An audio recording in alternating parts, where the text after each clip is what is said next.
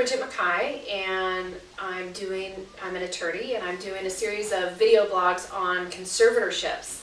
In the first two video blogs, if you haven't seen them, I did a much more basic overview for the first one about what a conservatorship is, who are the people that seek it, and for what reason. Then in the second, I talked about sort of the process of petitioning to be a conservator or to conserve a loved one. And in this video, I'd like to address, once the conservatorship's been established, so we've gone through the process of petitioning for a conservatorship. The court said, loved one, you can be the conservator for your mother, father, sister, brother. And then what happens next? If you are a conservator, what does that mean? How long does it last? What are the things I need to do? Outside of the obvious of, kind of take care of this person now, that's your job, make sure their living situation is secure, they're being cared for to the level that they need, their financial needs or obligations are met. But there are requirements from the court also that will continue to monitor the case or your situation. The first thing that you need to do within 90 days of being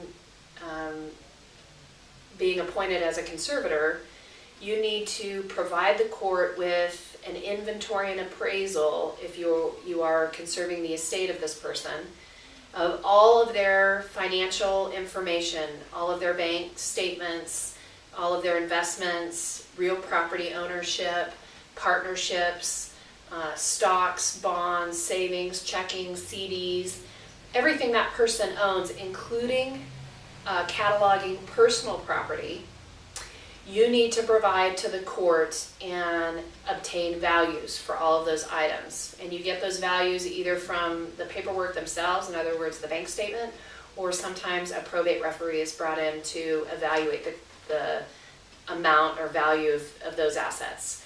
Once you have that number, that will be the number you start with, because the next step is to provide within 1 year an accounting to the court of exactly what was spent, what was received into that person's estate, and all the numbers need to match. And it's a formal accounting that gets filed with the court and is on record.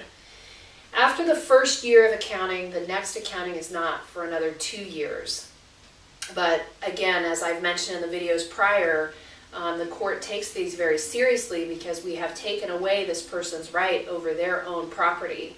And so they want to make sure that this situation, or you as a conservator, are monitored to make sure that everything you're doing is in the best interest of the conservatee. Also during that time frame, there will be annual, at least annual, if not more, if necessary, investigations by the probate investigator. We'll follow up after doing the initial investigation. We'll follow up yearly or more frequently with the conservatee to make sure that their care situation is as you are representing and that they're being well cared for physically. The conservator is eligible for reasonable fees, as is the attorney who helps them establish the conservatorship. However, it's not your typical just kind of take the money out of the bank account and give an invoice payment. If an attorney or the conservator is to be paid by the conservatee's estate, they need to petition the court for that, and the court goes over the bill, makes sure that all of the fees are reasonable, and then orders that gets paid by the conservator.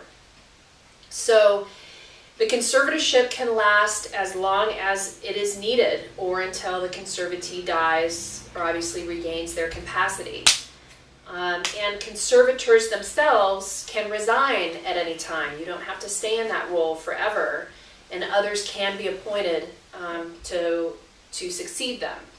So it is a long, involved process, and it's a lot of work. And if you're deciding if you're going to be a conservator for a loved one, you need to really consult an attorney and make sure that that's the right decision for you and that person you're going to be helping.